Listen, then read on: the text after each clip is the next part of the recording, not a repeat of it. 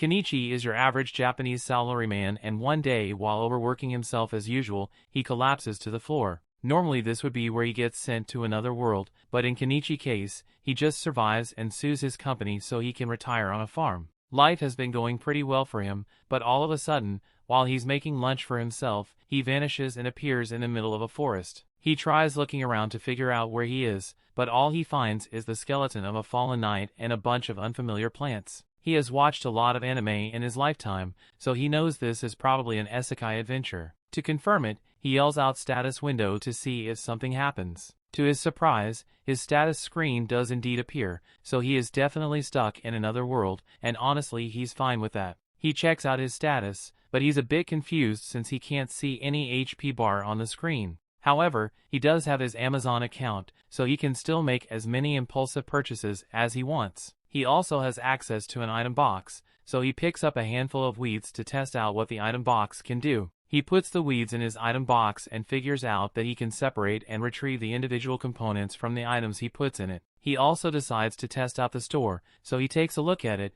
but unfortunately he still needs money to buy things. There's a prompt that says he's allowed to trade items in his item box for money, but right now all he's got is a couple of weeds and those aren't worth much. He has literally nothing valuable to trade for money, so at this rate he's probably going to starve. But just then he notices the shiny equipment on the dead knight, and since he's dead anyway, it's not like he needs it anymore. And the first thing Kenichi does is buy some daily necessities and some bread from the store. Afterwards, he buries the knight's skeleton to pay his respects and leaves the area on the new bicycle he bought. He's searching for some kind of settlement so he can talk to some people and earn some money, but he has no idea where he is. For now, he decides to just set up camp for the night, since he's not going to find anything today. However, if he doesn't find a city, he plans to resell some of the things he buys from the store to gain a massive profit. If he does that, he should be able to survive and thrive in this world. But there's just one problem. Until now, Kenichi hadn't considered that it would be dangerous out in the middle of the woods. Once night falls, he gets surrounded by a pack of wolves and they don't look like they are friendly. Kenichi freaks out because he knows he's dead meat if he doesn't act fast, so he turns to his store and immediately tries to purchase the biggest gun he can find. Unfortunately, guns aren't available, so he settles for the next best thing and buys a bunch of fireworks. The fireworks scare the wolves a little, but it's ultimately not enough to get rid of them. Kenichi starts looking for something else. He eventually finds a slingshot and uses it to fire balls at the wolves. The force from the balls is so strong that it knocks a couple of the wolves out and makes the rest reconsider their options, since Kenichi clearly isn't as easy a target as they thought. Once the wolves back off, Kenichi immediately rushes over to his bike and rides into the night to get as far away from wolf territory as possible. By the next morning, Kenichi is exhausted from all the biking he did, but he's still got no idea where he is. He buys a ladder and a telescope so he can climb up one of the trees and look at his surroundings. Thankfully, he manages to spot a city over in the distance, so he should be able to start earning money if he heads over there. He begins the long journey through the grasslands, but as he finally makes it to the main road, he nearly ends up getting run over in the process. The guy in the cart apologizes for nearly hitting him, and since he feels bad about it, he offers to give Kenichi a ride to the city. He introduces himself as Fuyu, a merchant, and the woman in the back of his carriage is traveling Bard, so she's a fellow passenger. While they ride, Fuyu mentions how Kenichi is dressed pretty strangely, so he asks him what he's heading to the city for, and Kenichi responds, saying he plans to open a business there. Eventually they make it through the city gates, so Fuyu drops Kenichi off in front of his store and Kenichi helps him unload his cargo. Fuyu thanks Kenichi for his help, but Kenichi is the one who should be thankful here since really helped him out. To show his gratitude, he gives Fuyu a pouch of pepper, but once Fuyu realizes what this is, he warns Kenichi not to sell it in this city. There's a spice mafia called Bacopa, and they have a total monopoly on the spice market, so if Kenichi tries to compete with them, they might send the Boeing assassin after him. Kenichi hadn't realized that simply selling his goods could be so dangerous, so he is thankful for Fuyu's warnings.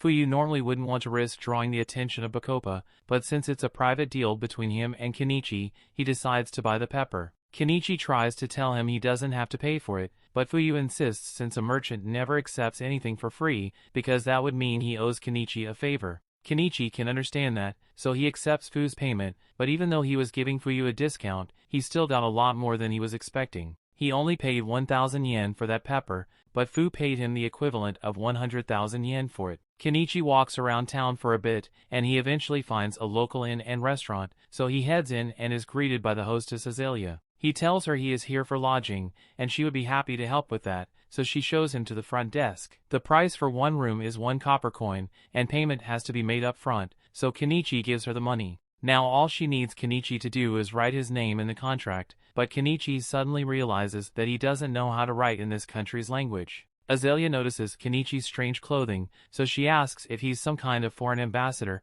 but Kenichi tells her that he's just in town because he wants to start up his own business. Azalea is supportive, but she doesn't think Kenichi will be accepted by the Merchant Guild since they require their members to be able to read, write, and do math, and he apparently can't. Kenichi is perfectly literate, but he just doesn't understand the language of this country, and as for math, he's pretty good at it, so that shouldn't be a problem. Azalea doesn't believe Kenichi really knows how to do math, so she asks him a basic multiplication problem to test him, and Kenichi answers instantly, basically making him a math genius in this world. Moving on, Azalea helps him write his name down on the contract, and since Kenichi needs to learn to read and write, he asks her if she would be willing to teach him this country's language. He offers to give her some candy in exchange for the language lessons, and as she hears candy, she's totally on board. It's basically impossible to get sweets in the kingdom of Caddon since only nobles ever get to buy things like this. In fact, if the nobles found out that she has such wonderful sweets, they would probably try to take them away from her,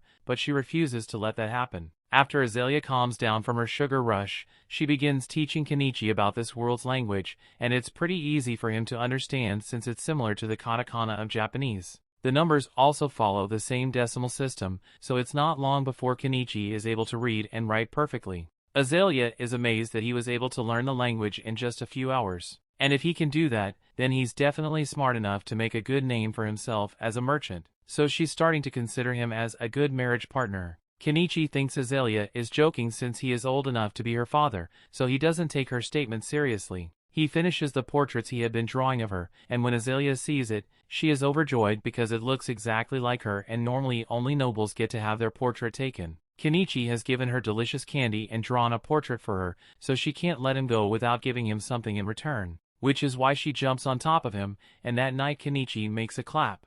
The next morning, Kenichi arrives at the Merchant Guild and meets with one of the representatives because he wants to register with them. The representative gives him some paperwork to fill out, and once he's done with that, all he has to do is pay the registration fee and he will officially be a member of the Merchant Guild. The registration fee is 1 silver, but that's like 50,000 yen, so he can't afford to pay it all at once and asks to pay in installments instead. Thankfully, the guild allows partial payments, so Kenichi is now an official member of the Merchants Guild. The receptionist hands him an ID stick and tells him to have it visible whenever he is conducting business because it serves as proof that he is part of the Merchant Guild. Now that he is registered, Kenichi decides to take a walk around the market to figure out how much things cost around here, and overall, all manufactured goods are way more expensive than they would be if he bought them from his store. The only things that are reasonably priced are foods, so while Kenichi is there, he buys a bag of fruit from a vendor. The next day, Kenichi is working on creating a stand so he can sell his goods out in town, and Azalea is impressed by how easy it was for him to make it.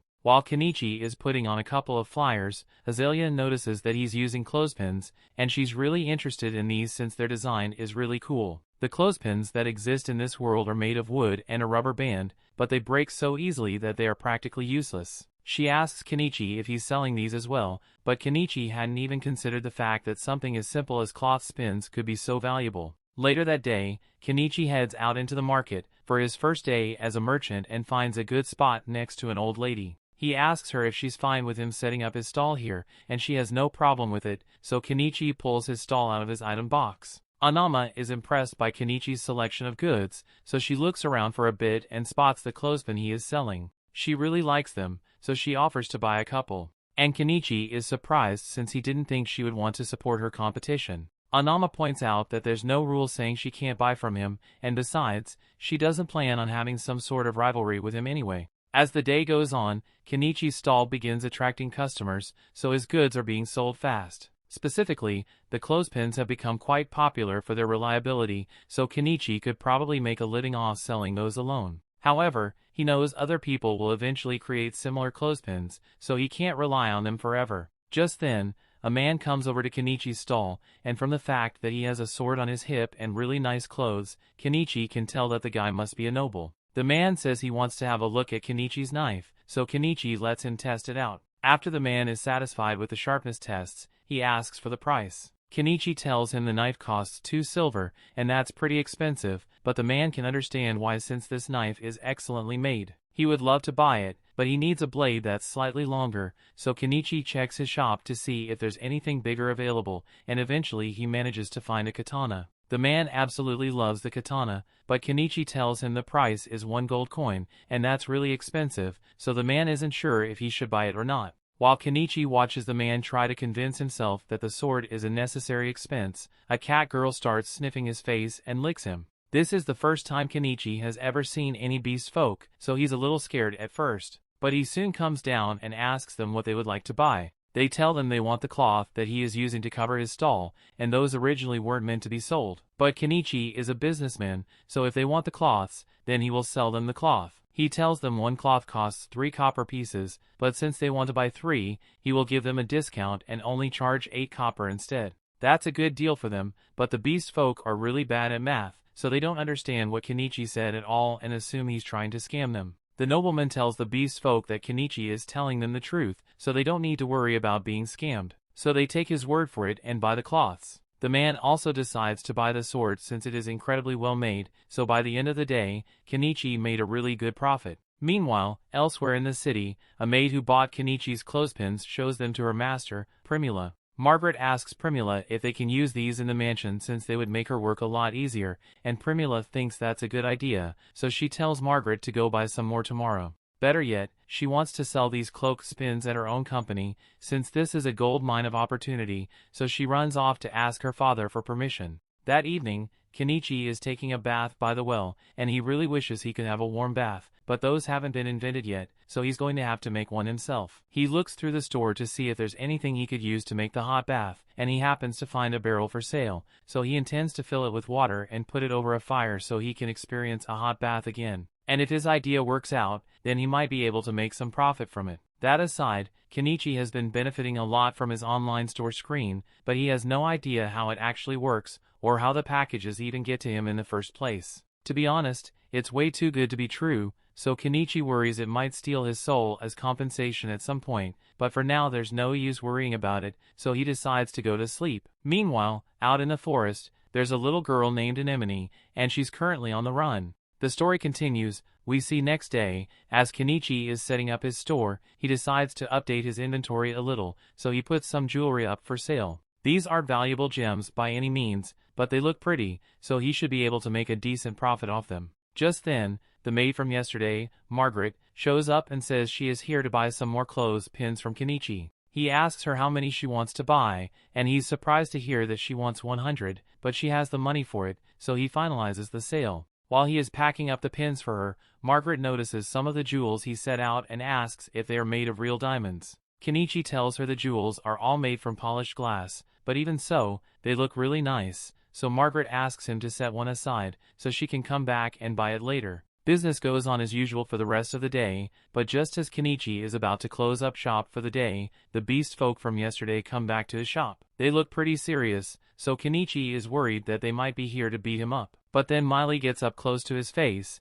and tells the others that she definitely smells spices coming from him. The other beast folk begin celebrating and ask Kenichi to sell him some of his spices, but he is hesitant to do so after what he heard about the Spice Syndicate. He has no idea how they operate, or what they'll do to him if they find out that he's selling spices, so he doesn't want to risk it. The beast folk keep begging him to make an exception, but the people in the area tell them that they can't expect a new guy like Kenichi to risk his business for their sake, and the beast folk seem to get the message. Kenichi can't sell them any spices, but it technically won't be breaking any rules if he just shares a meal with them, so he invites the group to come eat with him. But it's going to have to be out in the woods, so he doesn't attract any negative attention. The beast folk are really happy to hear this, so later that night they all meet Kenichi and Anama on the outskirts of town so they can begin cooking. Kenichi is about to begin cooking and Anama asks if she can help, so he tells her to cut some of the veggies for him. However, when Anama takes a look at the veggies, she can't believe how vibrant and juicy they look. Kenichi explains that he got these from a foreign country,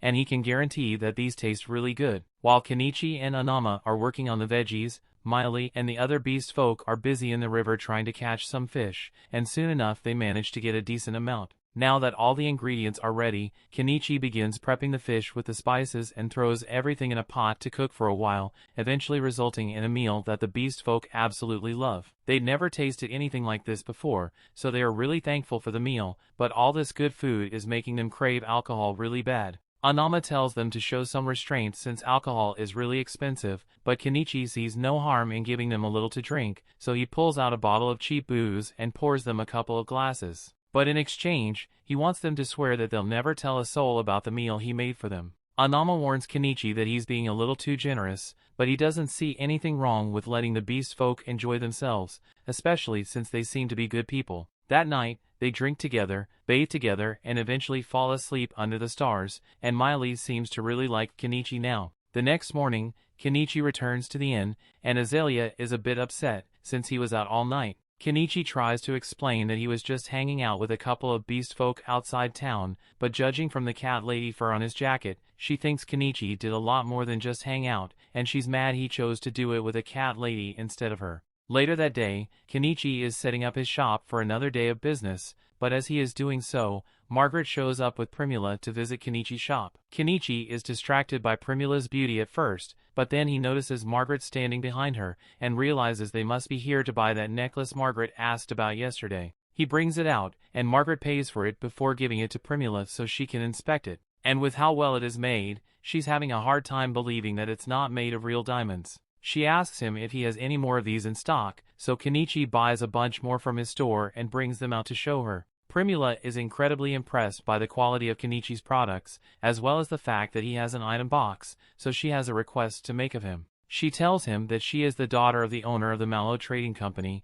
and if Kenichi is willing to accompany her, she would like to introduce him to her father. Kenichi likes the idea of meeting with the owner of a major trading company, but he is hesitant to meet any big shots, since it might spell trouble for him. However, Anama tells him that Primula's father is well known around town, and everyone says he's a man of good character, so Kenichi doesn't have to worry about getting into trouble with him. Since that's the case, Kenichi agrees to go with Primula, so she invites him to join her in her carriage so they can go meet her father. Along the way, Primula shows him some cloth spin replicas she had made, and although the wood shape was easy enough to copy, the metal clamp was too complex for her craftsman to make. Kenichi can understand why they weren't able to figure it out, because even he doesn't know how the springs are made, but he doesn't know that it's a complicated process. They eventually arrive at Primula's home and Kenichi is amazed by how huge it is, but compared to the houses nobles around here have, Primula says this is actually pretty small. They head inside, and Kenichi is introduced to Primula's father, Mallow. They both greet each other, and Mallow invites Kenichi to have his seats so they can begin their discussion. Once Kenichi has settled in, he shows Mallow some of the jewelry he has, and Mallow is just as impressed as Primula was. On top of that, Primula tells him that Kenichi possesses an item box, and Mallow finds this interesting because he also has one. His item box is what allowed him to build his trading company to this level in the first place. So if used properly, he thinks Kenichi could become quite successful. Although, right now Kenichi is just using it to store his supplies. Anyway, the reason Mallow wanted to meet with Kenichi is because he wants to discuss the possibility of Kenichi becoming the official supplier for the Mallow Company. Kenichi had expected a proposal like this, and assumes Mallow intends to market it in such a way to maximize profits. However, if that's what Mallow is after, Kenichi asks why he didn't just keep buying the items from his store for cheap and resell them later on. Mallow definitely could have done that, but that's a sneaky business tactic, and if Kenichi ever found out they were reselling his goods without permission, he wouldn't be very happy about it.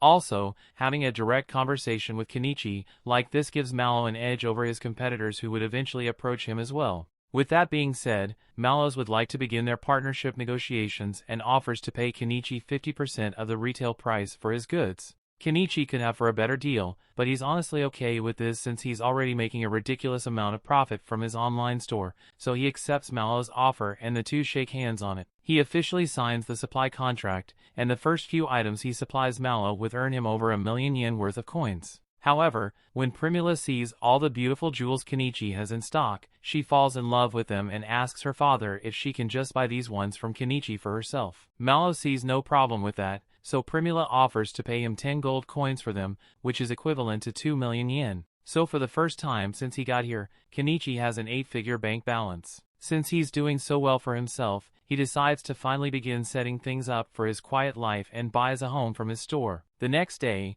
he leaves the city walls and heads out into the forest to look for a good place to set up his home. Before he left, he told Azalea about his plan so she wouldn't be worried, but she thought it was a bit strange that Kenichi was willingly choosing to live out in the dangerous forest instead of staying in the city. Once he finally finds a good spot, Kenichi purchases a weed whacker and begins landscaping the area, but he runs into a problem since even though other things from his store are pretty cheap, fuel is always expensive no matter what world you live in. There's nothing he can do about it though, so he deals with the high cost and keeps working until he has eventually cleared a path for himself to get in and out of the forest. After that, he needs to start working on getting rid of all these trees, so he buys a chainsaw and starts cutting. After several hours of hard work, Kenichi has finally managed to cut through a bunch of the trees in the area, so all that's left is to move them out of the way. However, when he tries to stuff the trees in his item box, it doesn't work. It looks like the trees are too long to fit, so he's going to have to bust out the chainsaw yen and cut them down into more manageable pieces. He eventually shortens the trees into 10-meter logs, and this way he's able to fit them in his item box,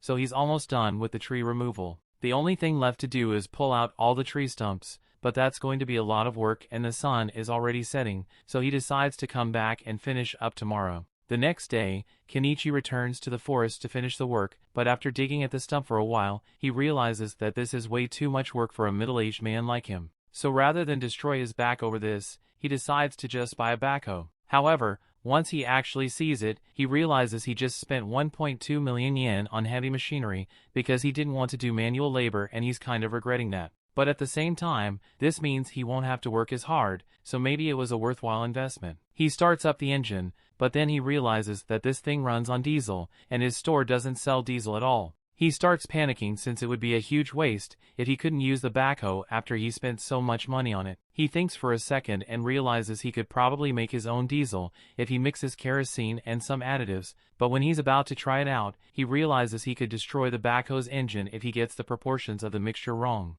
So just to be safe, he decides to test out his mixture on a diesel generator first. After filling it up, he tries turning it on and it seems to work fine, so he knows his homemade diesel will work with the backhoe, so he intends to return tomorrow to finish the job. In the meantime, he needs to do something about all the bugs out here, so the next day, he decides to head to a local magic shop to buy some bug-repellent magic stones. As he enters the shop, the wizard who owns it greets Kenichi and asks him where he's from since he hasn't seen him around here before. Kenichi explains that he's a foreigner who just recently set up a shop in town, and he's here because he wants to buy some bug-repellent stones. The wizard tells him that those stones cost 3 silver coins, but that's really expensive, so Kenichi tries to make a deal and offers to give the wizard 2 oranges if he can lower the price. The wizard has never seen oranges before, so he thinks they must be some kind of exotic fruit and agrees to give Kenichi a discount because of it. Later that day, Kenichi goes to talk to Anama, and she tells him that the wizard is a really knowledgeable guy, so he's a good person to have as a friend. Pretty much the exact opposite of the wanted criminal Shaga, whose wanted posters have been hung up all across town. He's the leader of a notorious bandit group, so the reward for his capture is pretty big. In fact, that night Shaga organizes a raid on a carriage full of slaves that were being transported, and who knows what he plans to do with him. The next day, Kenichi heads back into the forest so he can finally use his backhoe, and he no longer regrets his purchase because not only is it making his work a lot easier, but it's also really fun. Now, nothing can stop him from fulfilling his dream of living a quiet life in the woods. But after spending so much money on the backhoe, he's dangerously close to being broke, so he's going to have to put a hold on any further construction progress. The story continues. We see a little while later, Kenichi goes to meet with Mallow and Primula again in hopes of selling them some salt and sugar for a good profit. Mallow tests the sugar, and he is certainly pleased with its quality, but he can't actually buy it off Kenichi. The state reserves all rights to sugar and salt, so Mallow would get in trouble if he purchased it from an unauthorized source.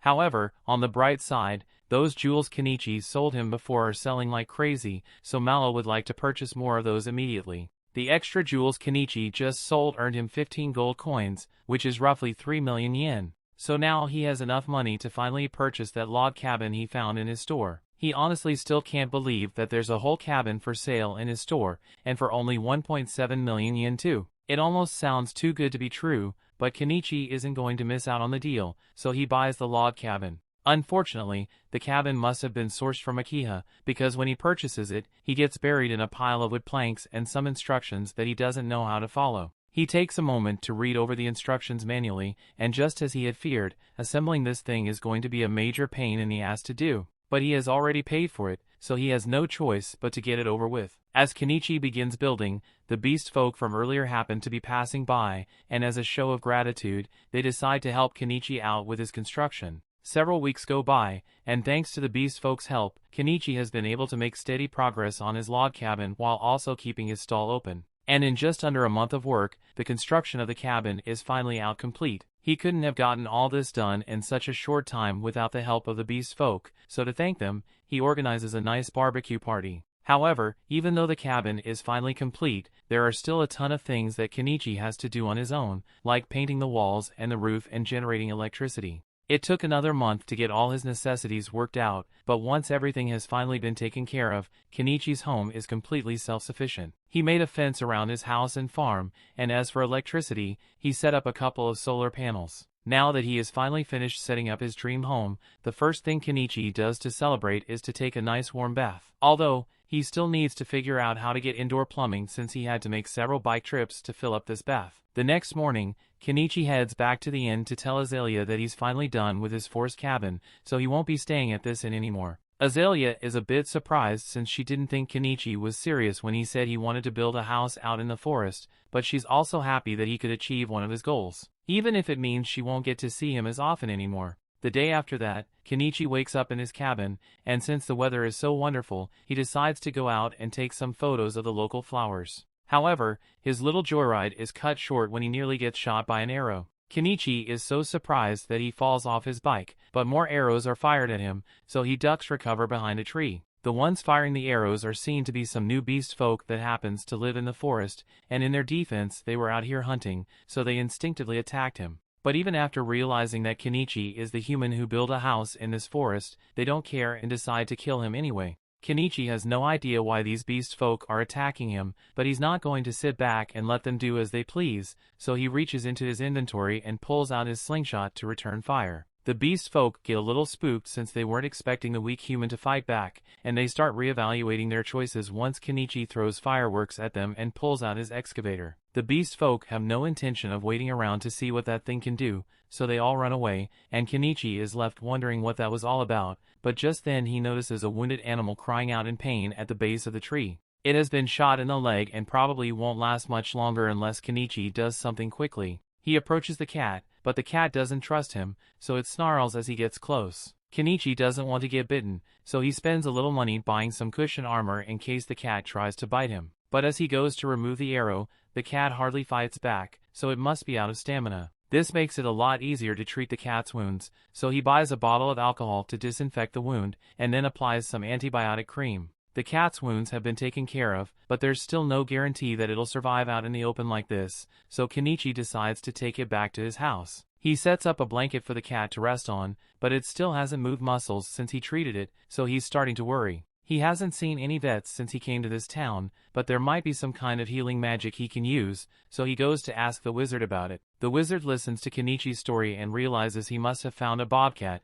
but he doesn't understand why Kenichi would want to bother healing it, since he could easily kill it and sell its fur for a good profit. The wizard isn't going to be of much help, so Kenichi heads back outside, and as he does so, Miley happens to be passing by, so she jumps on him and starts sniffing around. She smells the scent of a bobcat on him, and her people see bobcats as messengers of God, so she's really excited and wants to see it for herself. She follows Kenichi back to his house, and as soon as she sees the bobcat, she can already tell that its injury was caused by the dog beast folk, so she swears to make them pay. In the meantime, the bobcat seems to be doing a bit better, but it keeps trying to lick its wound, so Kenichi is forced to stick a cone on its head. Miley is impressed by how capable Kenichi is when it comes to healthcare, so she asks him if he's a doctor, but he says he just knows a bit of first aid. Miley wants to thank Kenichi for saving the bobcat, so she goes outside and does a little quick hunting to get Kenichi some bird meat, and once she brings her catch back, Kenichi grows it for their dinner. After eating, Miley is exhausted, so she asks Kenichi to let her stay here for the night. Kenichi asks her if it's alright for her to just ditch her work and spend the night here,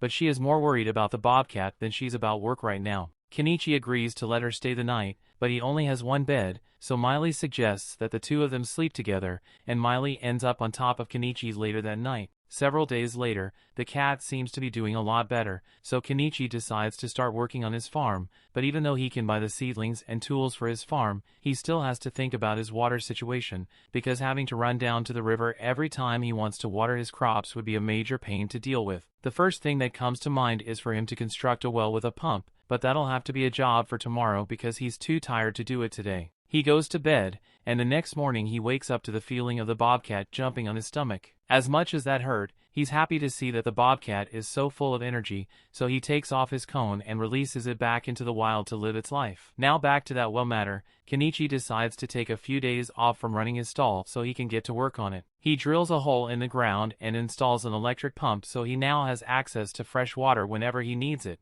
To celebrate, he starts filling up his bath so he can take a soak, but all of a sudden he hears Primula call out to him. He's surprised to see her here, so Primula explains that he didn't open his shop today, so she got a little worried and Miley told her about his log cabin, so she decided to visit him. She's impressed that Kenichi was able to build all of this on his own, but then she notices the giant excavator next to his house, so she asks him about it. Kenichi doesn't want to have to explain how that thing works, so he just says it's his summoned familiar to keep it simple. Primula totally believes him, but now she thinks Kenichi can do magic, so he asks her to keep this a secret when she gets back home. Speaking of which, at this time of day, the city gates must have been closed already, so Primula won't be able to get home anymore. Primula was already aware of that, which is why she intends to spend the night with Kenichi, and even when Kenichi warns her that he only has one bed, she still insists that it's fine. Just then, she notices the barrel behind him, so she asks what it's for and Kenichi explains that it's a hot bath, so Primula gets excited and asks to try it out. By nightfall, Kenichi has warmed up the bath, so Primula gets in, and she absolutely loves the warm feeling. But the fact that she's in the middle of the woods makes her feel a little uneasy, so she starts calling for Kenichi. Kenichi tells her he's sitting right on the other side of the wall, but Primula says she would feel better if she could see him face to face. After she's done with her bath, Kenichi gives her a bathrobe to change into, and she's in love with how warm it feels, so she asks Kenichi if he can sell it to her. Kenichi tells her it's not for sale, but she keeps pleading with him, so he ends up agreeing to sell her a couple of bathrobes. Kenichi then gives her a nightgown to change into for bed, and Primula can hardly believe the variety of wonderful products Kenichi has on hand, so she's sure he will become the greatest merchant in the kingdom if he tried. However, Kenichi isn't interested in such a goal since it would cause a lot of trouble for him if he caught the attention of the nobles in the area. All he wants is to live a quiet life and earn enough money to be comfortable, so Primula promises him that she will do whatever she can to help him maintain his quiet life. A little while later, they go to bed, but Kenichi doesn't want a repeat of what happened with Miley, so he decided to just buy a second bed for Primula for the night to avoid any funny business. Meanwhile, over in the outlaws' camp, Shada seems to have received a job from someone really important, so this could spell trouble in the future. The next morning, Kenichi takes Primula back home, and while he's there, he decides to talk with Mallow about those bathrobes Primula asked about. Mallow is intrigued by the strange fabric, so he thinks it will sell really well. And since they are on the topic, Kenichi decides to bring up the possibility of selling something a little more spicy. Primula certainly seems interested, but Mallow shuts that idea down immediately. Just then, Margaret comes into the room to bring Mallow the ledgers he had requested, and since Kenichi seems a bit curious, Mallow explains that he is in the process of rewriting all the old ledgers, because the Empire has just come up with a brilliant new system for tracking sales called double-entry bookkeeping. Kenichi has taken aback since the double-entry system was common back in Japan. This also leads him to recall something Mallow had said about the Empire's influence spreading faster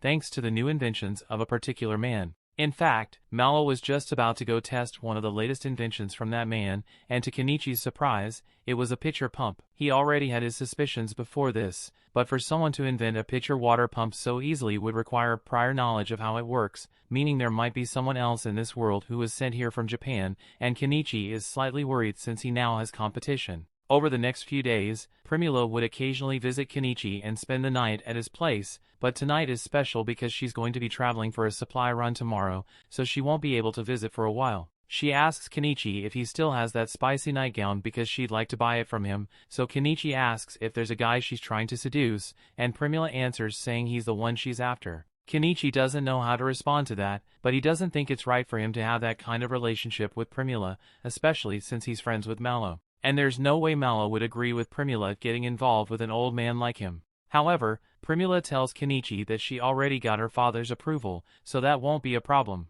Even so, Kenichi still has way too many things going on right now, so he can't handle a relationship right now and asks Primula if she would be willing to put the relationship discussion on hold for a while. Primula understands, but she said she would like to share the same bed as Kenichi at least once before she leaves, even if it's just to sleep next to him. The next morning, Kenichi gets an unexpected visit from a knight, and it turns out to be the guy he sold a sword to last time. His name is North Pole, and he was sent out here to investigate because there have been reports of a strange old man living in the woods. But since he already knows Kenichi, he can report back that nothing sinister is going on here. But before he leaves, he tells Kenichi about some interesting news he heard recently. There's a mage in the Empire who created this wonderful condiment called mayonnaise, and he somehow defeated a dragon with it. There's no doubt in Kenichi's mind that this mysterious man must have come from Japan, and with everything he has accomplished so far, Kenichi is feeling really outclassed here.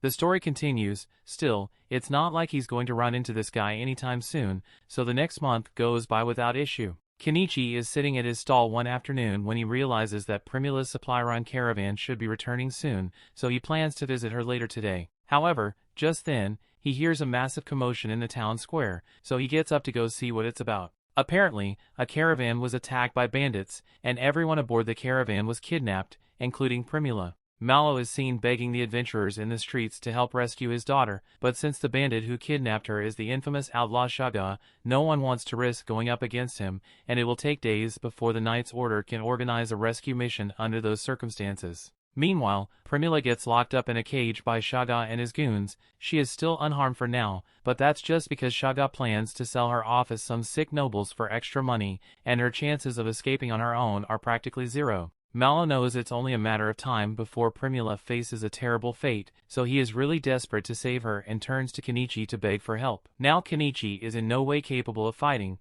but he cares about Primula a lot, so he ends up agreeing to do something about the situation. However, he doesn't have enough funds on hand to pull it off, so he tells Mallow he's going to need some money to make his preparation. Without hesitation, Mallow hands over a bag of gold coins, as he is willing to give Kenichi every coin he owns as long as he can bring Primula back safe and sound. He tells Kenichi that Shaga's base of operations is in the ruins 50 kilometers west of Dahlia, and that's quite the distance, so Kenichi is going to have to get himself a ride. He looks through the cars available in his store and ultimately decides to buy a truck, but before he does, he warns everyone that he's about to use summoning magic, so they should all back away. He then does this silly little chant to trick everyone into thinking this is actually summoning magic, and once his truck appears, he climbs on top and asks if there's anyone willing to come fight with him. Shaga has a massive bounty on his head, so if they manage to take him down, there's going to be a huge reward for everyone involved. However, as enticing as that sounds, no one takes Kenichi up on his offer since Shaga is too much of a threat. Kenichi is starting to worry that he might have to do this by himself, but then the bobcat he rescued last month comes up to him, and even though he can't speak cat, you can tell that the bobcat is saying it wants to help. Speaking of cats, Miley and the other beast folk also want to help Kenichi, since they still owe him a favor for all the help he gave them. Kenichi is glad to see that he has people on his side, so to prepare them for battle, he buys a compound bow for Miley and an axe and some swords for Miley's brothers. Just then, he hears someone else say they want to help, so if he looks down and finds North Pole standing there, Kenichi feels a lot more reassured, knowing that an experienced knight will be coming with them, but he's a little curious as to why North Pole just happened to be walking through town in his full suit of armor. North Pole explains that he just got his new sword made with the steel Kenichi gave him, so he has been looking for an opportunity to use it all day, and slaying some bandits would be the perfect excuse. There's one more person who says they want to come along, but it turns out to be the magic shop owner, so Kenichi tries to tell him it's too dangerous for an old-timer like him. However, the old man reveals that he used to be a mage back in his day, and although he may be old, his fire spells are still just as deadly as they were in his prime. Kenichi agrees that the man would be useful in combat, so he lets him come along, but then Anama says she wants to come too. Kenichi tries to tell her to stay behind since there is literally nothing she could contribute in a fight, but even if she's not capable of fighting, she says she can still provide moral support and cook food for the group. She also promises to run away the second any fighting starts, so Kenichi won't have to worry about protecting her. He ends up agreeing to bring Anama along for moral support, but he draws the line when Malo says he wants to come too, so he tells him to just stay here and wait for Primula's safe return. Kenichi once again asks if there's anyone else who is willing to come with them, but all the remaining people are too scared of fighting Shaga, so they all back away and the crowd disappears. It looks like the 9 of them are going to have to do this on their own, so before they leave, Kenichi heads to the guild and registers himself as an adventurer, while also formally putting in a notice that he's going after Shaga's bounty. The group then sets out in Kenichi's truck, but as they leave the city, all the people who were too scared to fight begin mocking him because they think Kenichi is just going to run off the money Malo gave him. Meanwhile, in the ruins, Primula's cell is opened, so the girl Shaga captured as a slave can bring her some food. However, Primula notices that the girl is starving, so she offers to let her have the bread instead. The girl is grateful for Primula's kindness and begins eating right away, and while she eats, Primula asks her a couple of questions. She finds out that the girl is being held captive here as well, so she asks if she wants to escape with her. The girl would love to get out of here, but she doesn't think it's possible given their current circumstances. However, Primula is sure that it's only a matter of time before help comes for them. After getting close to the base, Kenichi and the others stop to take a break. Once they are done eating, Kenichi sits everyone down so they can begin their strategy meeting. Kenichi comes up with a basic plan of assault, and everyone thinks his plan is a good one, so they all get into position and Miley is sent out to do some recon. Kenichi is able to keep in touch with her by using some radios he bought.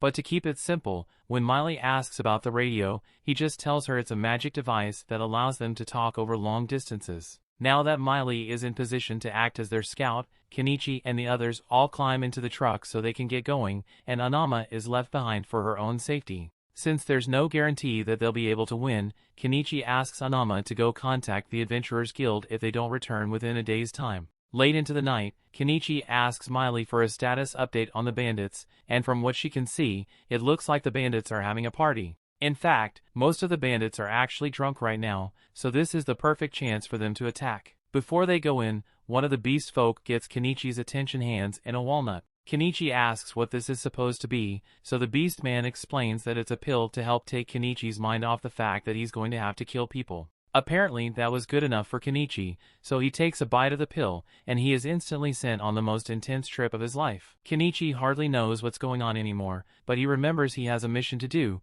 so he gets behind the wheel and starts driving like a maniac through the forest. Over in the bandits' camp, all the bandits are still busy having a good time. All of a sudden, as 2 of them spot the truck approaching, they are shot in the head by Miley. Next up, they have to get through the castle gate, so the old man climbs on top of the truck's roof and casts an explosion spell to blow a hole straight through. By this point, the entire bandit camp has been put on high alert, but it's already too late as Kenichi and the others have made it inside. Since the bandits were drinking so much before this, they are all drunk and have no armor on, so Miley and her brothers are able to make quick work of the first few that get within striking range. North Pole then gets out of the truck and he's really excited to stain his new sword with the blood of his enemies. Kenichi is so impressed by North Pole's strength that he gets distracted and a bandit tries to use the opportunity to stab him in the back. But luckily, the Bobcat steps in to save him just in time. More bandits begin emerging from the ruins, so Kenichi decides to pull out the big guns and summons his backhoe to squish them. The beast folk keep doing their best to take out as many bandits as possible, and North Pole is over here flexing his superiority over the bandits. While Kenichi is tormenting the bandits with his backhoe, he accidentally tears a hole in one of the walls and finds a ton of the bandits' prisoners inside. He checks to see if Primula is in there with them, but to his horror, it looks like Shaga had anticipated their rescue mission because he is holding Primula hostage at the top of the tower. Primula is relieved that Kenichi actually came to rescue her, but Shaga is mortified because all his men have been wiped out. He assumed that a party would be sent to rescue Primula eventually, but he never could have imagined that they would be this strong. However, even with the current situation, Shaga still thinks he has the upper hand, so he demands that Kenichi and the other all drop their weapons immediately if they don't want him to stab her right here. They all freeze in place since they don't want Primula to get hurt, but Kenichi has no intention of letting Shaga escape. So while Shaga isn't looking, he buys a laser pointer and tells Miley to fire a shot at Shaga when he gives the signal. Miley gets the message, so Kenichi moves the laser pointer up to Shaga's eye to blind him, and the second he lets go of Primula due to the pain, Miley fires a shot straight into Shaga's shoulder. Kenichi runs up the stairs to get Primula to safety, but Shaga has regained his vision and is getting ready to attack the two of them. Luckily, before he could do anything, the slave girl uses some kind of magic to knock him down the stairs, and once he hits the ground, he is perfectly lined up for Miley to give him a headshot. With that, the group is victorious and Primula is finally safe. So the first thing they do is send Nyanji back to tell Anama of the good news. Next, Kenichi stores his vehicles away and buys some clothes for all the prisoners they rescued, and while they are all cleaning themselves up, he notices the little girl and asks Primula to wash her. And while she's at it, he gives her a pair of scissors to cut her hair. Primula takes one look at the scissors and immediately asks Kenichi if he can sell her some more of these, since it would be a really popular item. But then the other women remind her that she's naked, so she backs away in embarrassment. After everyone gets stressed, Kenichi goes to talk to the little girl and introduces himself to her. She tells him that her name is Anemone,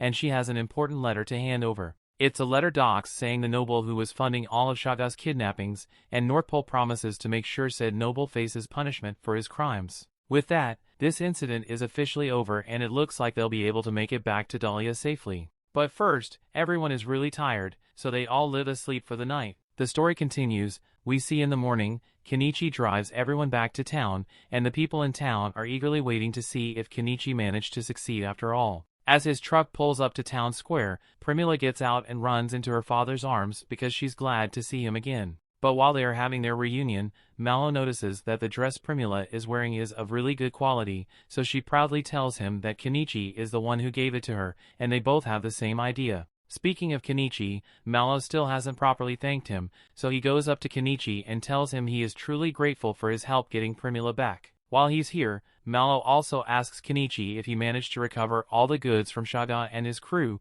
so Kenichi tells Mallow that he put all the loot in his item box. But the loot here isn't what you're expecting, as what Kenichi has in his item box is a bunch of severed heads. Back in the ruins, before Kenichi and the others returned to town, the beast folk told him that he would need to take the heads off all the bandits. Shaga and his crew are pretty infamous, so there's a massive bounty on their heads. But to claim it, Kenichi is going to have to present Shaga's head as proof that he's dead. But all those heads will start smelling pretty bad soon, so it would be much better if Kenichi could store them in his item box. This is definitely one of the more disturbing things Kenichi has had to do, but he has no choice, so he starts loading the heads into his item box. While he's at it, he also collects all the stuff the bandits had stolen, including a bag full of 100 gold coins and a bunch of valuable items. He also ended up bringing all the women that were held prisoner by Shaga, but he's not sure what to do with them. Before they came back to Dahlia, he asked them if they wanted him to take them back to their villages, and some of them say they want to be taken home. But for others, when they were captured, Shaga broke their homes and killed all their family, so they don't really have a home to return to anymore. Kenichi understood their situation, so he invited all of them to come back to Dahlia with him, since they have a better chance at restarting their lives there, and the ladies all seemed thrilled by the idea. Kenichi then turned to Anemone and asked her if she knows her hometown. She tells him that her village is called Orup, but that's quite far from here, like 800 kilometers kind of far, so it'd be a long journey to take her back, but Kenichi is willing to make it happen if she wants to go home. However, Anemone has no intention of returning to that village because she was sold into slavery by her own people. In that case, Kenichi asks her if she would like to come with him to Dahlia, and Anemone excitedly agrees. Kenichi then spends a while driving the women to their various destinations, and once that's done, he heads to the guild with the others to claim the bounty. The guild receptionist freaks out upon seeing a separate head placed in front of her, but there are 50 more where that came from, so Kenichi begins pulling them out of his storage. The guild staff have a lot of work ahead of them because they need to inspect each and every head, and while they do that, Kenichi stands off to the side to take a break. The wizard comes up to Kenichi and tells him that with his strange summoning magic and incredibly large item box, if the nobles ever find out about him, then his life is going to get really troublesome, but that's just even more reason for Kenichi to try and keep a low profile. Speaking of nobles, Norspol walks up to Kenichi and tells him he's going to go meet with the local Lord Asclepius to inform him of the corrupt nobles that were secretly backing Shaga's crime operation, so he's going to be leaving now. Later that night, the guild finally finishes tallying up the reward. It came out to 861 gold coins total, so Kenichi wanted to split it evenly among everyone. However, Anama tells him she doesn't deserve a share since she didn't do anything during the mission. Her life was never in danger, so she doesn't think it would be right for her to get a reward. However, she was hoping Kenichi would do her a small favor. She wants him to let her take care of Anemone as her own because she reminds her of her daughter. Kenichi has no objections to her request since he is sure Anama will take good care of Anemone, so he leaves her to it and goes out into town. Now I'm sure Anama had good intentions when offering to take care of Anemone, but literally a few minutes later she loses the child. Meanwhile, Kenichi heads to Azalea's inn to spend the night since it's too late for him to start heading back out into the forest. He puts out some food for the bobcat to eat and thanks it for protecting him while they were out on their mission. He then heads inside, and as soon as Azalea spots him, she gets really excited because it has been a long time since she last saw him. Azalea heard a rumor about Kenichi taking down a ton of bandits, so she asks him if it's true, but Kenichi denies it because he doesn't want to draw too much attention to himself. That aside, she asks him if he remembers the promise he made to make her his lover once his business becomes successful. But Kenichi says he made no such promise, and more importantly, he wants to know if she has any rooms available for him to stay in, so she tells him his usual room is still available. Kenichi heads upstairs and falls asleep because he's so exhausted, but later on in the night a certain someone sneaks into his room and he can feel her under the covers. He already knows what Azalea wants, but he says he is way too tired for that much activity right now.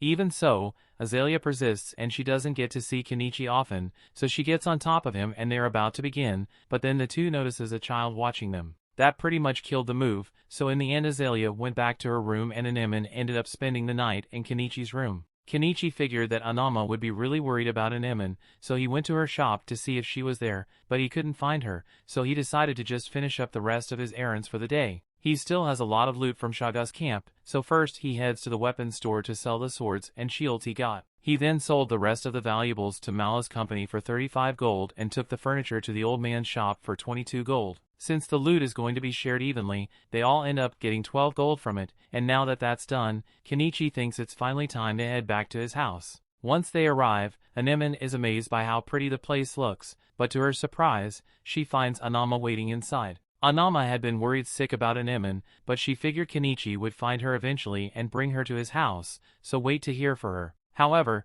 Anemone says she wants to live with Kenichi instead of Anama. Anama doesn't understand why she suddenly wants to stay with Kenichi, so she tries to convince Anemone that it would be better to live with her, but Anemone already made up her mind. Anama doesn't want to force her, so she just tells Anemone that she is always welcome to visit her whenever she wants. Anama then heads back to town, and Kenichi turns to return home with Anemone. While walking back, Kenichi asks Anemone why she wants to live with him in the first place, but there's no deep philosophical reason. Kenichi just gave her really tasty food so she likes him more, and then the two take a bath together and get into bed. This new situation is going to take some getting used to, but then again, it wouldn't be strange for him to have a daughter at Anemone's age. Kenichi eventually falls asleep, but as he rests, several cloaked men begin observing his house. Luckily, the suspicious people don't do anything for now, so life goes on as it normally would for Kenichi. 2 weeks go by, and thanks to Norspol's contributions to the battle against Shaga, he was granted the title of Baron, given some land,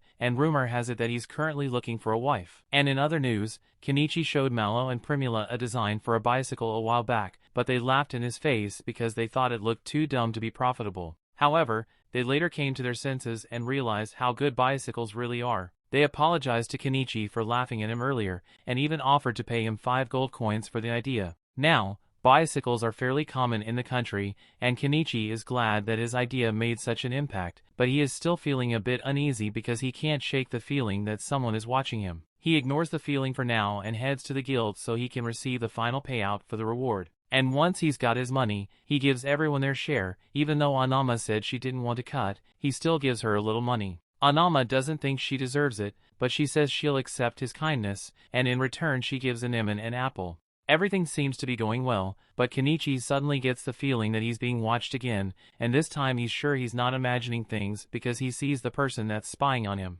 This could be bad, so he takes Anemone's hand and tries to get out of the area, but he soon realizes he is being followed by more cloaked people. It's backed into a corner, so his only option is to run into the alleyway to get away. However, at the end of the alley, he finds himself blocked in by a carriage. The cloaked men catch up to him and say their boss wants to meet him alive, so if he cooperates with them, it won't have to hurt him. Kenichi doesn't have much of a choice here, so he pretends to comply with their orders, but just before they load him into the carriage, he pulls out some firecrackers from his inventory and throws them at the cloaked men and in the carriage. This provides enough of a distraction for him and Anemone to crawl under the carriage, and now that he has created some distance, he pulls out a crossbow and points it at the men. He threatens to shoot them if they don't leave him alone, and since the kidnappers don't have any long-range weapons of their own, they are forced to flee. Kenichi is relieved that he managed to get away, and a few moments later Mallow shows up in his carriage because he heard the commotion. He offers to give Kenichi and Anemone a ride, and while riding together,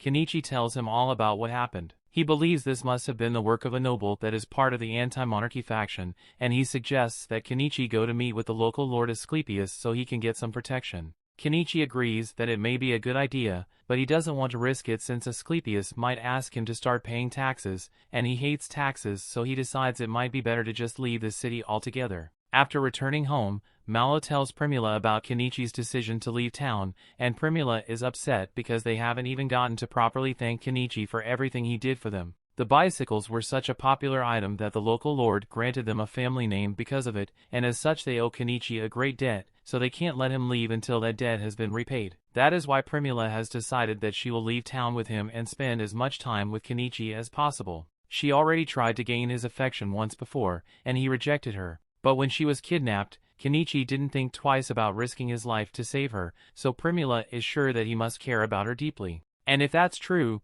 then he will definitely wait to see her before leaving town. Well, it looks like Kenichi didn't care about her as much as she thought because he's gone along with his entire house. Meanwhile, Kenichi is riding on his new motorcycle, and I guess he must be confident in his riding skills because he bought a helmet for Anemone and not for himself. While riding, he ends up coming across a familiar face, so he pulls up next to Fuyu and greets him. It has been a while since he last saw Fuyu, so the two stop to chat a little, and Fuyu learns that Kenichi became a merchant after all. He also finds out that Kenichi was the one behind the bicycle invention. He now has a daughter and is currently traveling, but he is curious about where they are heading. Kenichi explains that he and his new family are going on a journey, although he doesn't know where they are going exactly. Fuyu wishes them good luck on their journey, so Kenichi and the others get back on the bike and continue riding off into the distance. The story continues. We see Kenichi and Anemone have been traveling for a long time at this point, so they are roughly 100 kilometers away from Dahlia, but they are only 6 kilometers away from the next town, Astrantia. In the meantime, he's been camping out with Anemone and making all sorts of tasty meals, so this is pretty close to the slow life he has always wanted. However, since he has Anemone with him for her sake, he wants to find a place to settle down soon. To help him locate the next town, Kenichi buys a drone and flies it into the air to scout out the area. He finds out that this river leads down to a lake, and Astrantia must be on the other side, so he takes Anemone and the bobcat and starts riding downstream. They eventually arrive at this spot with a really nice view of the lake, so Kenichi lets Anemone and the bobcat play in the water a little, and since this area looks so good, he decides to set up his new house here. After clearing out a bunch of the vegetation, Kenichi pulls his house out of his item box. While he's setting things up, he realizes that he never gave the bobcat a name, so he spends a few minutes thinking about what he should call it,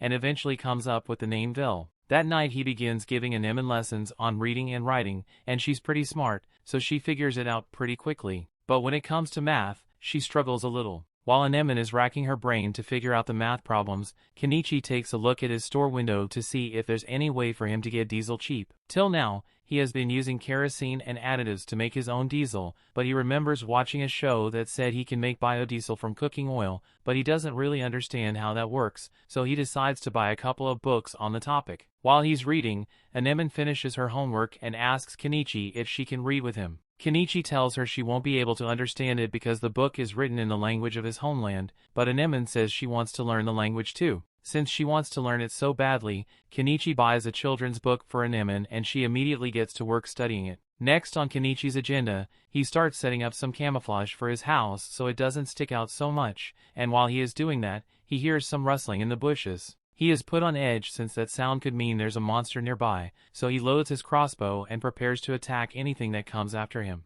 But to his surprise, the source of the noise turns out to be Miley. She was devastated when Kenichi disappeared without telling her, so she worked hard to track his scent and followed him all the way here. And now that she's here, she has nowhere else to go, so she says she will be living with Kenichi from now on. Kenichi doesn't really mind, and Anemone seems to get along great with Miley, so it is agreed that Miley will live with them. And while having dinner, Kenichi asks her if any interesting things have happened since he left Dahlia. Miley doesn't think much has happened, but she does recall hearing that Norsepol proposed to Primula, so they are going to get married soon. Kenichi is glad that Primula managed to move on and get engaged to a nice guy like Norsepol, but he can't attend the wedding since he's so far away now. Later that night, he gets in the bath with Anemone as usual, while Miley washes herself beside them, and once everyone has dried off, they head back inside. Anemone shows Miley the Japanese book Kenichi gave to her, and she really likes it because even though she can't read the words, the pictures make the book easy to understand. Hearing her say that gives Kenichi an idea. Since books are really precious in this world, he could probably make a lot of profit by selling picture books here. Although, the stories from Japan probably won't appeal to the people of this world, so Kenichi asks Anemone and Miley if they know any local legends. They are both excited to hear this since they know a ton of old legends, but one in particular stands out to Kenichi, so he asks them to tell him more about the forest elf legend. Kenichi thinks the story is really good, so he immediately gets to work drawing illustrations for it, and once he has finished drawing, he buys an ink press and uses it to create more copies. He then gives the February 1st copies of the book to Miley and Anemone, and the girls love their books so much. However, while they are looking at the pictures, Kenichi notices a boat approaching and this could mean trouble, so he tells the girls to head back inside for now. As the boat approaches the shore, Kenichi points his crossbow at the men aboard and demands to know why they are here. The man tells Kenichi to calm down because he's not here to cause any trouble. He's from the village of Sentanka, and after seeing that someone moved in on the other side of the lake, they decided to come take a closer look to make sure that there weren't any bandits here. This gets Kenichi to calm down a little, so he lowers his crossbow and explains that he's a merchant that just moved in.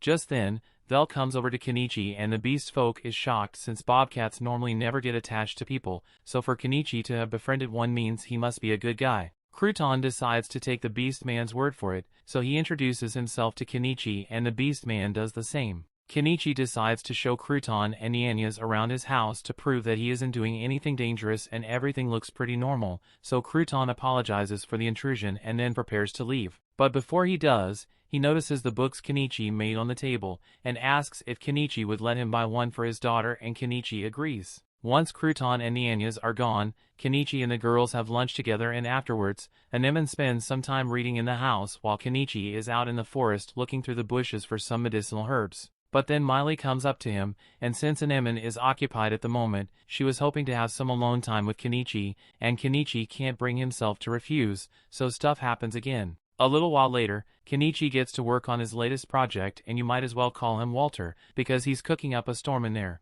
Unfortunately, the hazmat suit he was wearing made him incredibly sweaty, so he had to take a break and jump in the river. Once he gets back to work, we find out that Kenichi has been working on synthesizing biodiesel from cooking oil, and even though it is very dangerous, if Kenichi manages to pull this off, he will be able to make diesel for himself without spending a fortune. Now comes the risky part, testing the fuel. He pumps some into the generator and fortunately doesn't explode, so Kenichi's experiment was a success. Next on the agenda is visiting the town of Ostrantia, so Kenichi soon heads out with Miley and Anemone in town. Their first stop upon entering the city is the Adventurers Guild, since Kenichi needs to register. They walk inside and head to the receptionist's desk, but as they greet the receptionist, there are two big things Kenichi can't keep his eyes off. After snapping out of his trance, Kenichi tells the receptionist that he wants to register with the city's Adventurers Guild and Merchant Guild, and Miley registers as an adventurer here as well. The receptionist takes their IDs and heads to the back rooms to process the registration, but when she comes back, she's a bit flustered because she just saw Kenichi's file and realizes that he's the one who defeated Shaga. Kenichi tells her to stop yelling because he's trying to keep a low profile. The receptionist quickly understands, so she tells him his registration is complete and he can go on with his day as usual. After leaving the guild, they all sit down in town square to have a meal. But since spices in this country are still controlled by the Spice Syndicate, all the food here is his tasteless prison slop. Anemone and Miley clearly aren't enjoying their food, so Kenichi gives them a little bit of his spice blend to add a little flavor. Just then, Kenichi notices a couple of thugs with JoJo hair prowling around, and it definitely looks like they are up to no good. But if it doesn't involve Kenichi, then he's going to mind his own business. At the same time, he notices Crouton and a little girl walk into an alleyway, and something is clearly going on, but again, it's not Kenichi's problem. He carries on with his sightseeing and comes across an old magic shop that looks interesting, so he heads inside. But he finds an old lady running the shop, and while looking around, he notices a magic device on display, so he asks her what it does. Granny is more than happy to demonstrate its function, so she pours some water into one compartment and a lot of wine into the other. And as a result, all the water is separated out of the wine. The first thing that comes to Kenichi's mind after seeing this is that he can use it to produce his diesel without having to shave years off his life from chemical inhalation. He tells Granny he wants to buy the magic device, and she's shocked because no one ever actually offers to buy anything here. But Kenichi is a paying customer, so how could she refuse? It looks like Anemone also found something she likes because she shows Kenichi a book she picked up. Granny explains that the book is a grimoire, and as soon as Kenichi hears that, he says he wants to buy the book as well. He can't guarantee that you will be able to use it, since you need a certain level of magic power to actually use magic. After purchasing the book, he immediately wants to start reading it with Anemone, but Granny stops them because grimoires need to be registered before customer is allowed to take, so Kenichi will have to come back for it in a week. Kenichi is fine with waiting, so he and the others leave to continue looking around town.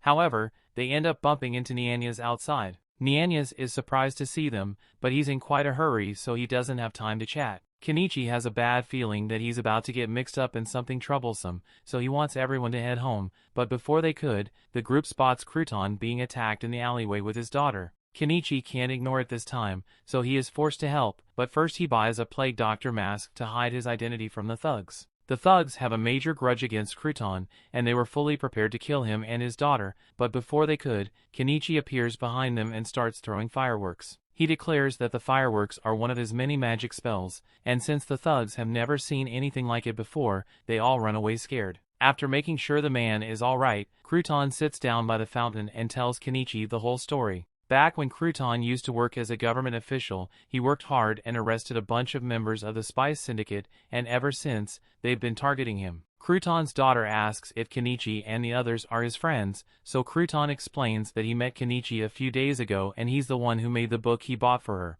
Mary gets excited after hearing that her favorite book was made by Kenichi, so she starts thanking him for it. But Anemone gets a little jealous, so she mentions that she helped make the book as well, so Mary thanks her as well and asks if they can make a book together sometime, and Anemone says she would love to. Kenichi is glad to see that Anemone finally has a friend the same age as her, and a few days later, Crouton and his wife brought Mary to visit Kenichi and Anemone. This is the first time they had guests, so Kenichi prepared a meal for all of them to enjoy, and from there it became a daily thing for all of them to hang out with each other while Mary and Anemone played together. However, one day Mary didn't show up like she usually does. Instead, a desperate Crouton came begging Kenichi for his help. He tells Kenichi that Mary got sick with one of this nation's diseases, and most children who contracted don't even survive one night, so he needs to do something to help her soon. He is willing to pay every coin he owns if it means Mary will survive, but he can't afford to hire a mage to cast healing magic on her, so Kenichi is his only hope. Kenichi isn't going to just stand by while Anemone's friend is suffering,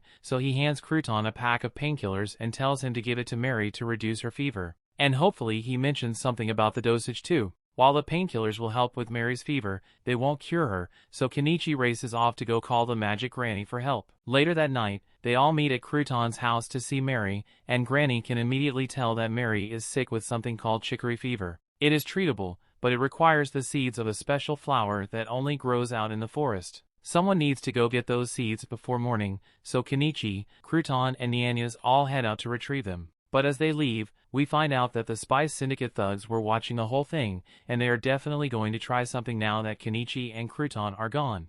The story continues. We see Kenichi and the others soon arrive at the river where the chicory flower seeds can be found, so he pulls out an inflatable raft and rows out into the water so he can get a seed. It doesn't take long for him to find a bunch of the flowers, so he picks one of the flower seeds and hands it to Crouton, who is incredibly thankful for all his help. But they haven't completed their mission yet because they still need to get this seed back to Mary so she can be cured, and they've got another problem on their hands. Nianyas senses something approaching and it turns out to be a pack of black wolves, but it's too late to retreat because they've already been surrounded. Kenichi has dealt with the black wolves before, so he buys 2 swords and hands them to Crouton and Nianyas. What's important right now is that Mary gets that medicine, so he tells them to run back to the house as fast as they can while he holds the wolves off. He then begins throwing fireworks to get the wolves' attention and lead them away from Crouton, but a small group of wolves breaks off from the pack and corners Crouton and Nianyas. Kenichi realizes Crouton and Nianyas are in danger, so he rushes back over to help as quickly as he can.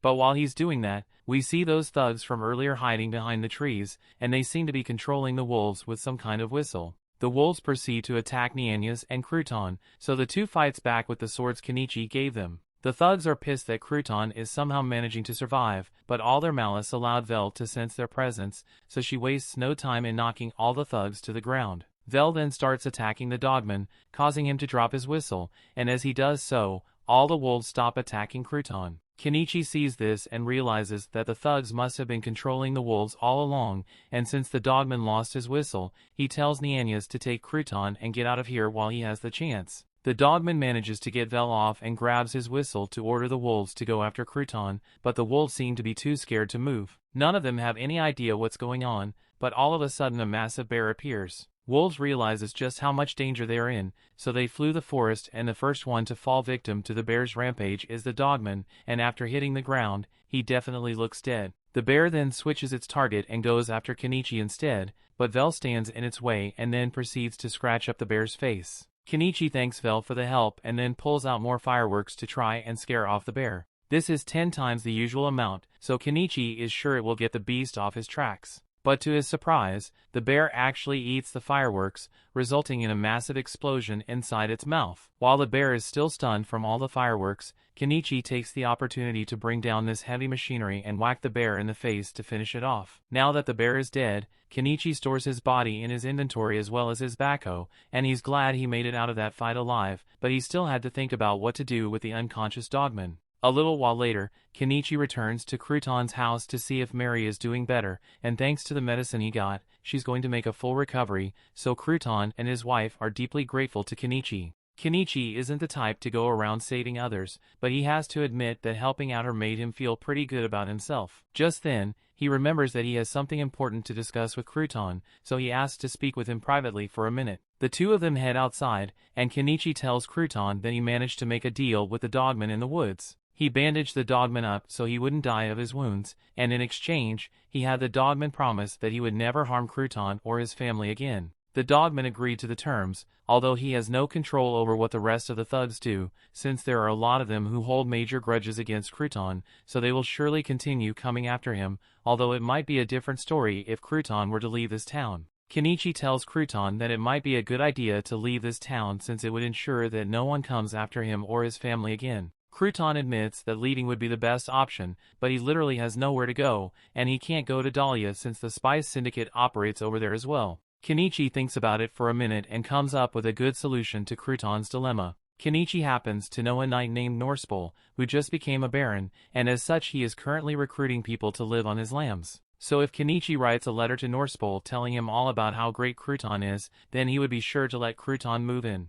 The next day, Kenichi finally returns home and tells the others what happened while he was gone, but Miley is upset because he went on such an amazing adventure without telling her. Kenichi says there was no time to come get Miley, plus he needed someone to look after Anemone while he was gone, so there's no way Miley could have gone with him. A few days later, Crouton and his family finally decide to move away for their safety, so Crouton heads to Norspol's territory first to set things up, while Mary and her mother wait behind because Mary still hasn't fully recovered yet. While Kenichi and Miley are taking a walk outside, Miley catches the scent of blood, and that's when she notices a dogman behind a tree. Kenichi recognizes him as the same one from a few days ago, so he asks him what he's doing here, and the dogman simply states that he made a promise not to harm Crouton, so he was just tying up some loose ends to make sure no other thugs go after him. After all, dogmen always keep their promises. However, after his murderous binge, the dogman can't exactly stay in this city anymore, so he's going to be leaving as well. Later that day,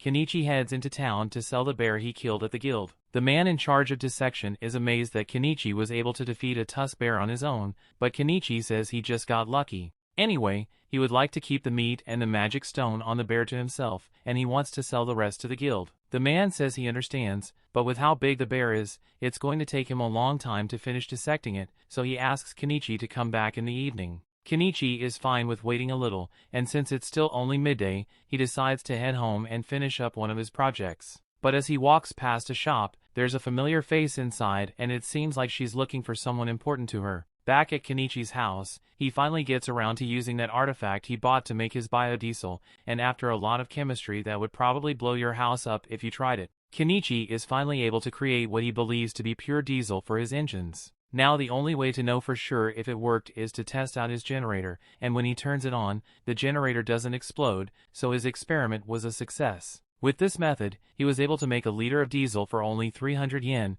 as opposed to the 3,000 yen per liter he was spending before this, so that artifact was a great purchase. Now that that's done, Kenichi leaves out some food for Miley and Anemone because he is heading back into town to pick up a few things. First, he heads to the old woman's shop to see if his grimoire is finally ready, and thankfully she's done with all the registration procedures so Kenichi can have his grimoire. Kenichi takes a look at the book and he's surprised to see that it has a magic stone embedded in it, so the woman explains that the incantation recorded in the grimoire is linked to that magic stone, so without it, the spell won't activate. Kenichi doesn't really understand what she means, but he plans to figure out the whole magic thing later anyway. Next on his agenda, he heads to the Adventurers Guild to pick up his items, and when he arrives, everything is already packed up and ready to go, so he puts it in his storage. He then heads to the front desk to collect his payment for the parts he sold to the guild, but Kenichi could hardly focus on the money with those two melons dangling in front of him. He finally snaps out of it and collects his money before leaving the guild, but as he is walking down the street, he hits a strange feeling like someone is watching him. It turns out that Kenichi's feeling was spot on,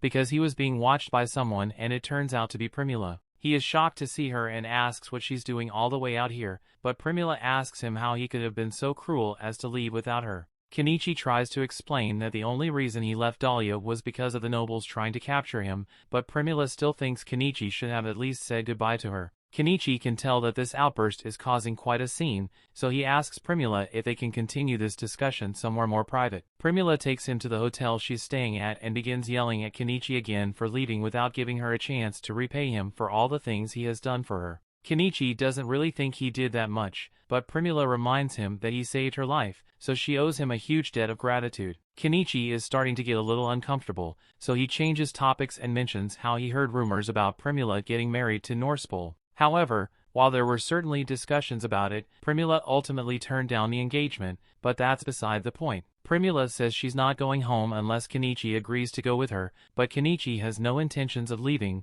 so Primula says she will just stay here with him then. Kenichi can tell that she's not bluffing, so he doesn't have many options here, but still, he's surprised that she managed to find out that he was living in this city. Primula explains that after Kenichi left, she spent every day stalking the guild registry to see if Kenichi's name would pop up somewhere in another city. And sure enough, she found his name one day on an updated registry, so she immediately got on a carriage and headed straight here. And now that she has found him again, she gets straight to the point and asks Kenichi to give her the most devious backshots known to man tonight. Kenichi is taken aback, but he sees how serious Primula is, so he agrees and the two of them head up to her room. As soon as they get up to the room, Primula begins taking off all of her clothes because she can't wait any longer, and you know what happened from there. The next morning, Kenichi returns to his house with Primula, and at first Anemone and Miley were really excited to see him, but that excitement quickly faded when they saw Primula, and Primula gets upset because she thinks Kenichi left her behind but chose to bring Miley with him. Kenichi tells her that he didn't choose to bring Miley, Miley just tracked him down on her own. The only one he chose to bring with him was Anemone, but is Primula really going to let herself be jealous of a child? Kenichi makes a good point, so Primula calms down for now and Anemone makes Kenichi promise that he won't bring back any other women, and this gets Primula upset again because she thinks Kenichi has been bringing women home. Later that night, Kenichi gets a bath ready, but when it's time to get in, all the girls say they want to get in with him. He doesn't want to have to deal with this, so he decides to just buy a second barrel so there are two baths. Once everyone is done with their baths, Kenichi sets up a blow dryer and after everyone's dry, he sits down at the table to try out the grimoire. He reads the incantations for a fireball spell, but as he completes the spell, his fears are confirmed because nothing happened. This means he has no magic power and he just wasted a ton of money on a book he can't use. He starts thinking of ways to sell the grimoire so he can make some of his money back, but while he was distracted, Anemone picked it up and started reading it. Only this time something is actually happening. It looks like Anemone possesses quite a bit of magic power because she was able to cast the fireball perfectly on her first try. Too bad they're in a log cabin though. The story continues. We see Kenichi panics and immediately buys several fire extinguishers to put out the fire, and once that's done, he goes to check on Anemone. She starts apologizing for causing so much trouble, but Kenichi isn't worried about his scorched cabin. He's much more amazed that Anemone was able to use magic. But all of a sudden, Anemone passes out, so everyone gets worried. They carry her into bed, and thankfully, by the next morning, her fever had begun to settle down, so Kenichi gives her a can of peaches to help raise her blood sugar. Everyone else has some peaches as well, and Primula is surprised by how much sugar there is in this, since nobles have a complete monopoly on sugar in the country. Anemone was fine after a little bed rest, so a few days later, when Mary had finally recovered fully from the chicory fever, Kenichi invited her over for a barbecue. He still has a lot of wild boar meat on hand, so he figured this would be a good way to get rid of it, and sharing a hunt with close friends is the exact kind of quiet life activity he has been hoping for. Kenichi is proud that his cooking skills are appreciated, so he decides to blow everyone's mind with a new bear curry recipe he came up with. As they all try the soup, they are astonished because bear meat is usually tough and stinky, but this dish makes it unbelievably good. As the day goes on, Mary and Anemone play together, and Kenichi helps the two of them make their very own picture books. But this is the first time Primula is seeing the picture books, so she asks Kenichi about it. Kenichi explains that it's just a book with images to tell a story, and after a brief moment of thought, Primula identifies a target audience for the book and is already making plans to expand sales all the way to the royal capital. She asks Kenichi for permission to these pictures books because she wants to start a business in Astrantia, and Kenichi is fine with giving her a couple of books, but he asks her what else she's going to sell. Primula has already thought of this, so she tells him she can sell those canned peaches Kenichi has and the bear stew he made. Both are really tasty, so she's sure it will sell out in no time, but they are going to need someone to help with service, so Mary's mother offers to work for them. After all, she would feel guilty if she didn't do something to help after everything Kenichi has done for her and her family.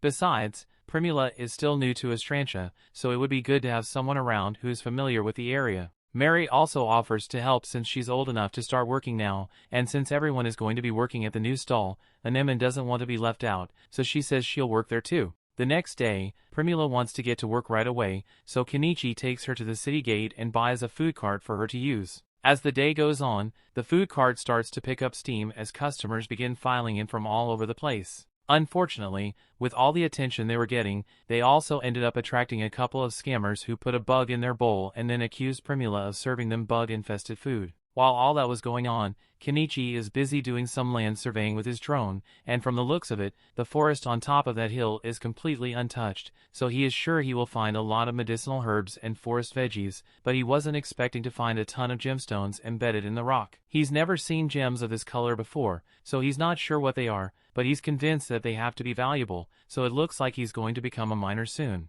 But that will have to be a project for another day because he needs to head back into town to pick Primula and the others up. Kenichi rides into town on his bike and finds them waiting with all their stuff packed up. Primula excitedly tells him that they managed to sell out entirely on their first day, and Kenichi is glad to hear it, but he notices a new beast woman standing with them, so he asks who she is. Primula starts telling him about what happened earlier that day and how two guys were trying to blackmail with a bug, but before things got out of hand, Naimina showed up and told everyone that those two guys are scammers. She saw them when they put the bug in the food, and Naimina doesn't like scammers, so she's going to deal with the problem. The scammers got scared and ran off after that, so Primula decided to hire Naimina as her bodyguard for the rest of the day. Kenichi thanks Naimina for being such a huge help, but Naimina tells him it's no big deal. And if anything, she feels lucky to have met Primula because she got paid a silver coin to basically glare at people who cause trouble. The group heads back to Kenichi's house together, and upon returning, Miley and Anemone come out to greet Kenichi.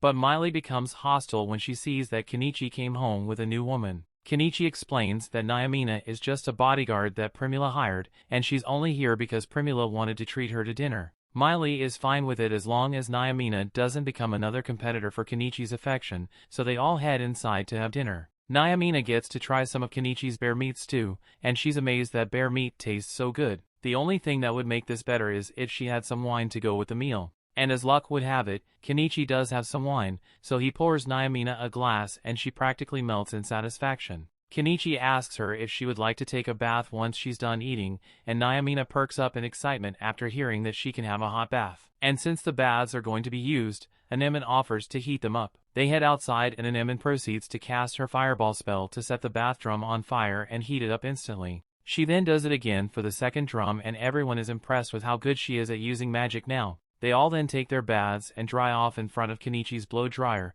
and once they are done they get dressed for bed. Nyamina has been loving to hear so much that she is considering moving in permanently, but Miley is strictly against the idea because there are already too many women here as it is. They then notice Kenichi in the middle of a lesson with Anemon, so they ask him what he's up to, and Kenichi explains that he is teaching Anemon some basic writing and math to help broaden her horizons. It's pretty difficult to make a living for yourself in this world if you don't have an education, so Kenichi wants Anemon to learn as much as possible while she still can. He asks her if she would be willing to go with Primula and the others next time they head into town with the food cart, so she can learn about the business, but she says she would rather learn more magic so she can stay with Kenichi. The next day, Primula and the others head back into town to continue the food cart business, and it's just as popular as it was yesterday, but with Nyamina as their bodyguard, they don't have to worry about any chronically unemployed troublemakers causing a scene. As for Kenichi, he just finished creating a scaffolding with the help of Miley and Anemon, and he plans to start excavating the gemstones as soon as he can, but it's getting pretty late, so he will have to come back tomorrow.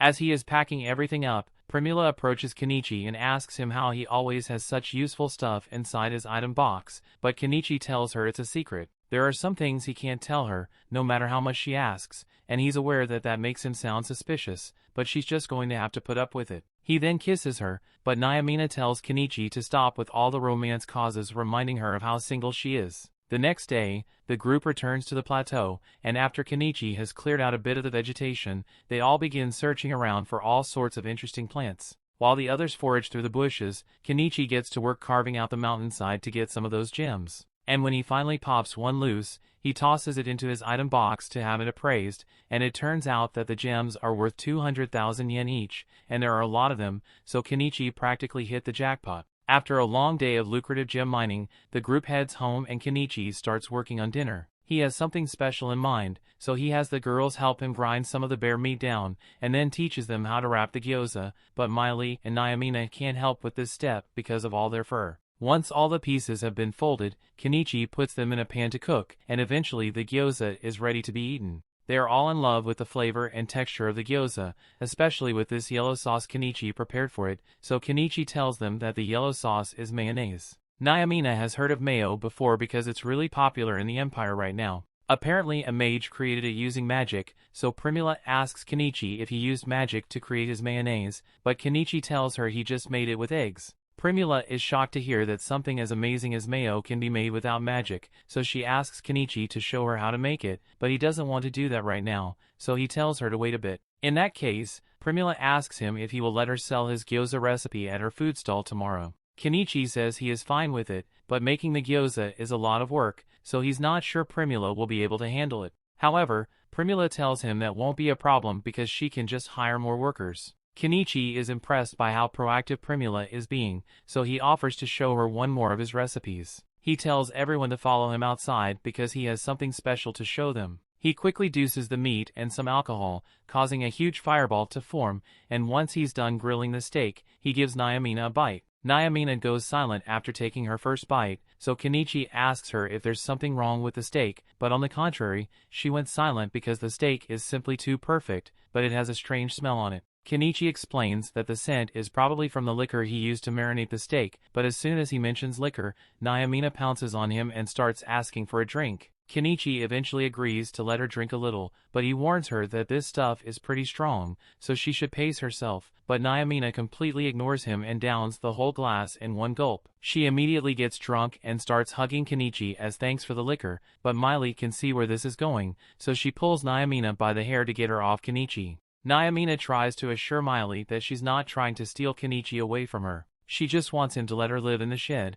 so she can share tasty meals with him and the others. Miley still doesn't trust her, but Kenichi doesn't see the harm in letting Nyamina live here, especially since she is Primula's bodyguard. Primula says she is fine with Nyamina living here as well since all she wants is food, so she definitely won't try to seduce Kenichi when no one is around. A little while later, when no one is around, Kenichi shows Nyamina the room he set up for her, so she asks him how much she has to pay his rent. Kenichi tells her she doesn't need to pay rent because as long as she keeps helping Primula out, then she doesn't have to worry about paying him rent. He then tries to leave, but Nyamina pulls him back and says she can pay him back in a different way. However, Miley could sense the seduction in here from a mile away, so she bursts through the door and enters the room to join in. A month passes and Kenichi continues his mining operation, making around 15 million yen from the stones so far, but that's almost nothing compared to Primula's stall because it's steadily expanded into a company called Corolla with tons of employees. It now has a daily income of over 200,000 yen, so we're looking at an annual income of over 100 million yen. Kenichi still finds it hard to believe that Primula was able to build all this from the ground up in a month, but her success is largely due to Kenichi's wonderful products. Kenichi is just glad he was able to spend the last few weeks doing his own thing because it has been really relaxing for him. He wishes he could continue living a quiet life just like this, but it looks like he's going to have a troublesome guest show up soon, because word of his achievements has reached the royal castle and the princess seems particularly interested in meeting him. That brings the episode to an end. Thanks for watching. Want next part? Subscribe the channel and turn on notification bell.